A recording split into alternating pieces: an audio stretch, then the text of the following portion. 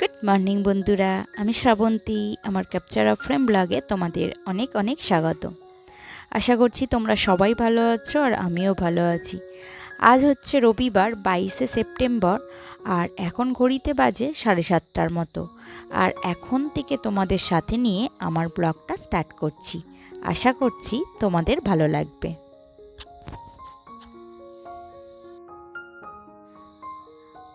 আজ বাড়িতে আমার সমস্ত কাজকর্ম সেরে ওঠার আগেই কর্তামশাই আর আমার মেয়ে দুজনেই ঘুম থেকে উঠে গেছে। আর উঠেই চা চা করছে আমার হাজব্যান্ড। তো মোটামুটি ঘর মোছা ঝাঁট দেওয়া কমপ্লিট হয়ে গেছে, স্নান পুজো আর কিছু কাচাকুচি বাকি আছে। তো ভাবলাম ওকে আগে চাটা দিই, আমিও একটু চাটা খেয়ে নিই। আর তারপরে ওদের বাজারে পাঠিয়ে দিলাম মেয়ে আর হাজব্যান্ডকে। আর এরপরে স্নানটা সেরে পুজোটা কমপ্লিট করে নিলাম। তো বাজার থেকে এসে মেয়ে বেশ কিছুক্ষণ হোমওয়ার্ক করেছে, করার পর এবারে একটুখানি ওকে ফোন দেখতে দিতে হবে, যেহেতু আজকে সানডে আছে। আর একটু পরেই ওর বাড়িতে ওর কিছু বন্ধুবান্ধব খেলতে আসে। তো এখনও ব্রেকফাস্ট করেনি, কারণ আমার ব্রেকফাস্ট এখনও তৈরি করা হয়নি। তো ওদের যেহেতু বাজার করা হয়ে গেছে, ওদের কাজগুলো ফাস্ট হয়ে যাচ্ছে, তো আমার কাজগুলো একটু লেট হয়ে যাচ্ছে। তো ঝটপট করে ওই জন্য আগে একটু চাউমিন বানিয়ে নিলাম। তো মেয়েকে আর হাজব্যান্ডকে দিয়ে দেব।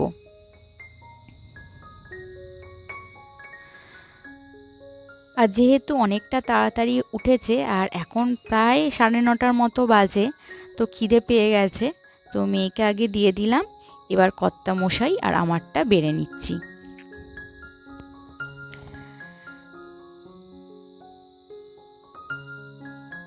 তো রবিবার সকালগুলোতে একটু অন্যরকম কিছু ব্রেকফাস্ট রাখার চেষ্টা করি। সাধারণত সকালে মেয়ের স্কুল থাকে বলে, আর কর্তামশাই যেহেতু তাড়াতাড়ি বেরিয়ে যায়, তো সকালে চাউমিন পাস্তা এই ধরনের কিছু খুব একটা করা হয় না।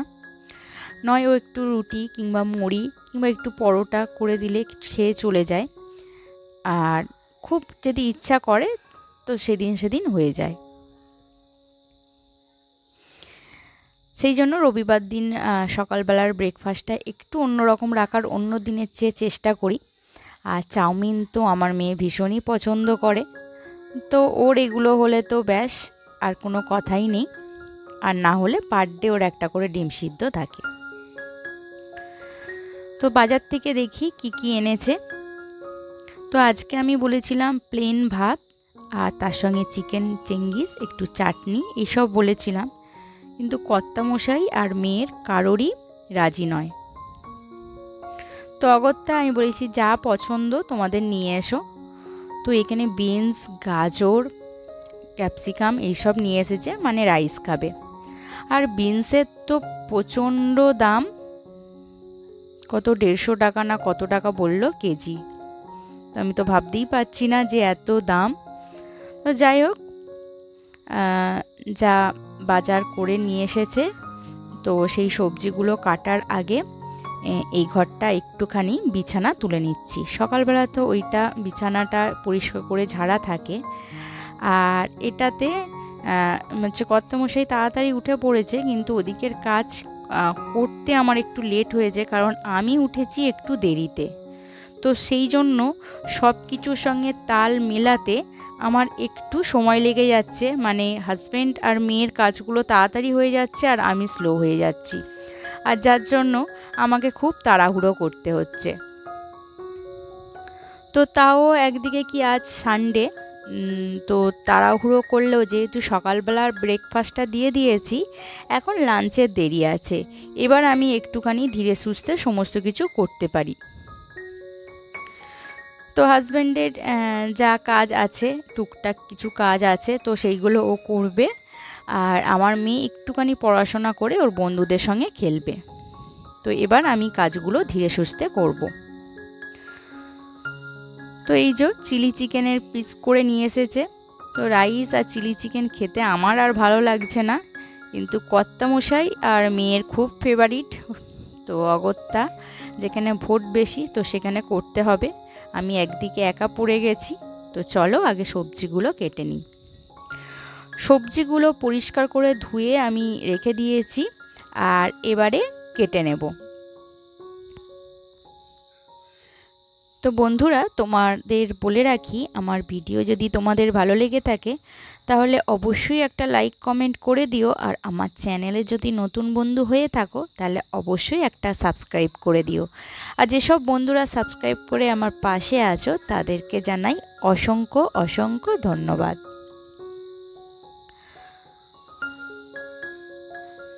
তো এখানে রাইস বানানোর জন্য যা যা লাগে, বিনস, গাজর, ক্যাপসিকাম, তো সেইগুলো ছোট ছোট টুকরো করে কেটে নিচ্ছি। তো চিলি চিকেনে আমি পেঁয়াজের এই যে বাইরের শক্ত অংশটা দেবো, আর মাঝের যে কচি অংশগুলো আছে ওইগুলো দেব না, এগুলো আমি রাইসে দিয়ে দেব।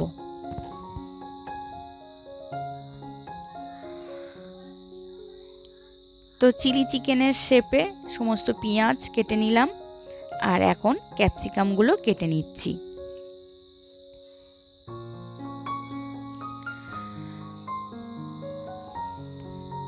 আসলে এখন সিম্পল চিকেনের ঝোল একদম বাড়িতে কেউ খেতে চায় না। তো মানে যখনই বলবো একটু চিকেনের ঝোল করে দেব, তো তখনই সবাই হাত তুলে দেবে, না এটা আজকে হবে না। তো সেই জন্য একটু অন্যরকম করার চেষ্টা করেছিলাম, কিন্তু মেয়ের পছন্দ সেই চিলি চিকেন। তো চলো, এখানে কিছুটা রসুন কুচিও করে নিলাম, যেটা আমার চিলি চিকেনে লাগবে। আর এখন সমস্ত কিছু কাটাকুটি কমপ্লিট, আর এবার আমি মাংসটাকে একটু ম্যারিনেট করে নেব। বিশেষ কিছু দেব না, একটু স্বাদ মতো লবণ, একটু লঙ্কার গুঁড়ো, আদা রসুনের পেস্ট, একটা ডিম ভেঙে দেব, আর কর্নফ্লাওয়ার দিয়ে এবার মাখিয়ে সমস্ত কিছু রেখে দেবো বেশ কিছুক্ষণ।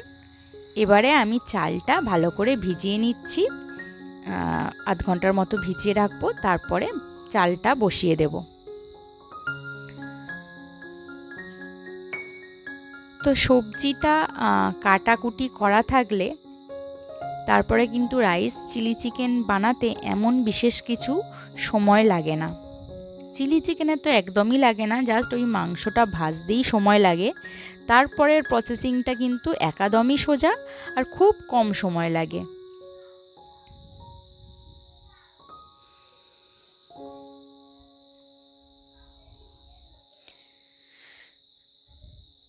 তো বিরিয়ানিটা আমি বলেছিলাম যে বিরিয়ানি খাওয়া হোক, তো বিরিয়ানিটা অনেকবার হয়ে গেছে, সেটাও আর খেতে চাইছে না।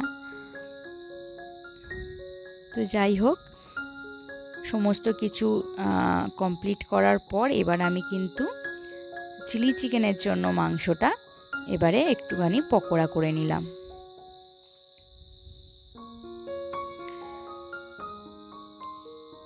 আর এবারে চিলি চিকেনটা বসিয়ে দেব। প্রথমে একটু রসুন কুচি দিয়ে দিলাম, আদা রসুনের পেস্ট, এবার একটু পেঁয়াজগুলো হালকাভাবে একটু সতে করে নেব, স্বাদ মতো লবণ দিয়ে দেবো, এতে একটু কাঁচা লঙ্কা দিয়ে দিলাম, আর এবারে সস দিয়ে দেবো। এখানে আমি 2 রকম সস ইউজ করব, সোয়া সস আর টমেটো সস। ব্যাস, এবারে মাংসগুলোকে দিয়ে একটুখানি নেড়ে চেড়ে নেব, আর এবার কর্নফ্লাওয়ার গোলা জলটা দিয়ে দেব। চিলি চিকেনটা যেহেতু একটু মিষ্টি মিষ্টি হয়, একটুখানি অল্প করে চিনিও আমি দিয়ে দিয়েছি। দেখো, ব্যাস চিলি চিকেন কমপ্লিট। আর এবারে হচ্ছে রাইসটা মাখিয়ে নেব। আর এখানে দেখো, ভাতটাও আমার কমপ্লিট হয়ে গেছে। এবারে সামান্য ঘি, মানে যতটা লাগবে আর কি। এর মধ্যে চিনিটা আমি আগেই মিশিয়ে দিয়েছি, কারণ গরম অবস্থায় চিনিটা তাড়াতাড়ি গলে যাবে। এবার সবজি মিশিয়ে সমস্ত সবজি ভালো করে দিয়ে অল্প জায়ফল জয়িত্রী গুঁড়ো দিয়ে দেব, আর একটু গরম উনুনের মধ্যে রেখে দেব, যাতে সব কিছু ভালোভাবে মিশে যায়, মানে চিনিটা বিশেষ করে। এখানে দেখো ওদিকে আমার চিলি চিকেন আর এদিকে রাইস আমার কমপ্লিট হয়ে গেল। আর এবারে ওয়াইপস দিয়ে ভালো করে ওভেনটা মুছে নিচ্ছি। আর এরপরে খাওয়া দাওয়া হয়ে গেলে ভালো করে কমপ্লিটলি মুছে নেব। তো এর মধ্যে মেয়েকে স্নান করিয়ে দিয়েছি, কর্তামশাই স্নান করে চলে এসেছে। আর আমি একেবারে খাওয়া দাওয়ার পরে ফ্রেশ হব। আর কর্তামশাইকে বলেছিলাম যে একটু স্যালাড কাটতে, স্যালাডটাও কাটা হয়ে গেছে। তো এবারে লাঞ্চটা সেরে নেব। আর প্রত্যেকটা সানডেই একটু করে বিকালবেলা মানে সন্ধেবেলা করে বেরোচ্ছি কেনাকাটি টুকটাক অল্প স্বল্প করে কেনাকাটিগুলো করতে, কারণ প্রত্যেক সপ্তাহতেই অল্প অল্প করে না কিনলে একদিন বেরোলে অনেকটা জার্নি হয়ে যাবে। আর দেখো বেশ কিছু জামা কাপড় ছিল দুপুরের লাঞ্চের পর, সেগুলো আমি সমস্ত কিছু গুছিয়ে রেখে দিলাম। তো দুপুরে বেশ কিছুক্ষণ রেস্ট নিয়ে নিয়েছি। তো কর্তামশাইকে এবারে চাও খাইয়ে দিলাম, মানে চা তৈরি করে। তো এখন আমরা একটু বেরোবো, মেয়ের আর আমার একটু জুতো কেনার আছে, লোকাল কিছু দোকান থেকেই কিনবো। তো মেয়েকে আগে ড্রেস পরিয়ে নিলাম আর এরপর রেডি হয়ে আমরা বেরিয়েও পড়েছি।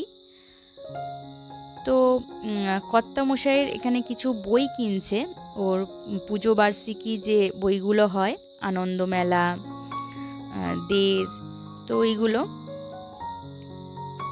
তো পুজোর মধ্যে তো ওর সেরকম কিছু কাজ থাকবে না, তো ঘোরা বেড়ানো ছাড়া ও এই গল্পের বইগুলো পড়বে বলে নিচ্ছে।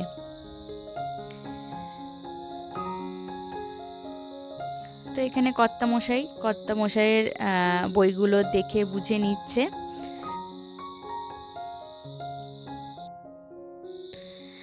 আর এখানে চলছে মেয়ের অজস্র বায়না। তো এই যে প্রজেক্টের যে পেনগুলো হয় গ্লিটার, ওই পেনগুলো দিতে হবে এবং অনেকগুলো দিতে হবে। তো ওকে বুঝিয়ে সুঝিয়ে একটা দুটো নেওয়ানো হলো। আর এখানে বই নেওয়ার পর এখন এসেছি জুতোর দোকানে। তো পুজোরও কিছু শপিং করেছি যেগুলো তোমাদের সঙ্গে এখনও শেয়ার করা হয়নি। তো দেখো এই যে কর্তামশাই নবকল্লোল, বর্তমান আর দেশ, এই 3টে বই নিয়েছে।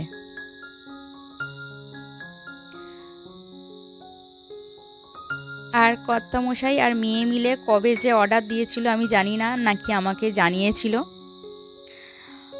এখানে একটা লিপস্টিকের অর্ডার দিয়েছে আমার মেয়ে,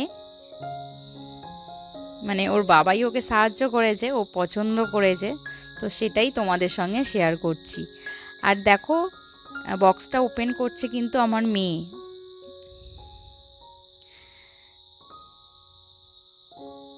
তো বন্ধুরা, আজকের ভিডিও এই পর্যন্ত। যদি ভিডিওটি ভালো লেগে থাকে তাহলে অবশ্যই একটা লাইক করে দিও। তো তোমাদের সঙ্গে আবারও দেখা হচ্ছে নেক্সট কোনো ভিডিওতে, নেক্সট ব্লগে। তো আজকের মতো এখানেই শেষ করছি। তো টাটা।